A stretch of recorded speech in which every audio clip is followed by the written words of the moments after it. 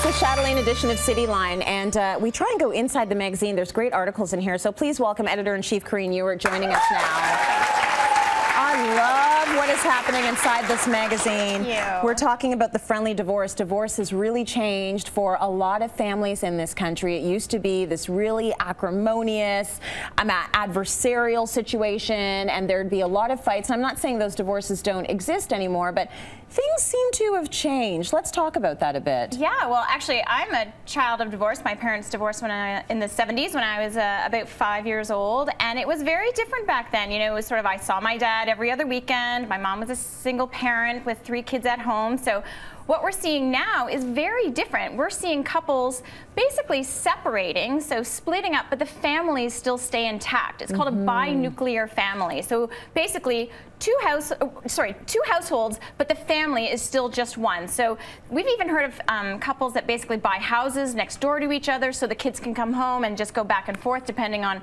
what their schedules are. We find that the parents are still co-parenting, but not necessarily living in the same room. So much has changed, you know, since the 70s. A lot of dads are taking a step forward when it comes to the child rearing. So you have these situations where more co-parenting is happening.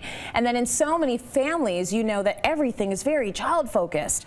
It's very true. I'm of two minds about that. You know, part of it's great because, you know, we're raising the next leaders. On the other hand, it's like, what happened to mommy and daddy time? There is so It's all about the kids. So you have these families that when the marriage is dissolved, they still have this single-minded goal of raising the children, and that is a benefit. So that would be a positive of this whole idea of putting the kids first. You know, when couples are separating, putting the kids first is absolutely paramount. But yes, to your point, there is also the other end of the spectrum where we seem to be putting our kids first all the time, everywhere, and forgetting a little bit of the importance of having, you know, adult time, relationship time, one-on-one with our partners, etc. Totally. Now, also in this article, we talk a little bit about the new model when it comes to our life order. So it used to be you get married, you have your kids, maybe you go to work, maybe you don't as a woman.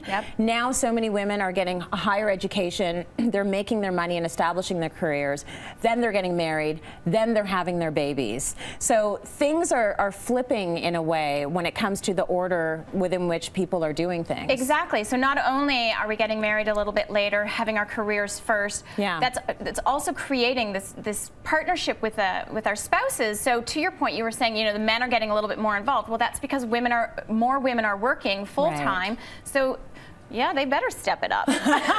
They have to step it up. It's tough in a double income home. You've got to share the workload, right? Absolutely. Very interesting stat here. In the States, college-educated women who marry after 30 make 56% more per year than women with the same education who marry before 20. So it seems like there are a lot of financial impetus towards getting married a little bit later, but then you're faced with something else. A lot of women having fertility issues. There's fertility issues. There's also, once you've established your career, to step out of that career in order to stay home. You know, we're very fortunate in Canada to have great maternity benefits, but ultimately it can be really hard for women to take that time off work and then get back in. So there's lots of pros and cons you have to weigh about the right time for you and when you want to have kids, because ultimately what this article is about, of course, is, you know, hopefully keeping couples together and family units together, but ultimately what we're seeing now is that it doesn't necessarily have to be a detrimental, dramatic situation. If for some reason the adult relationship breaks down, you know, the family can still stay intact. Very cool, very cool for kids, I think. Very interesting. So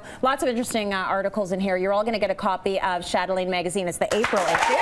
Thank you, Karine, for that.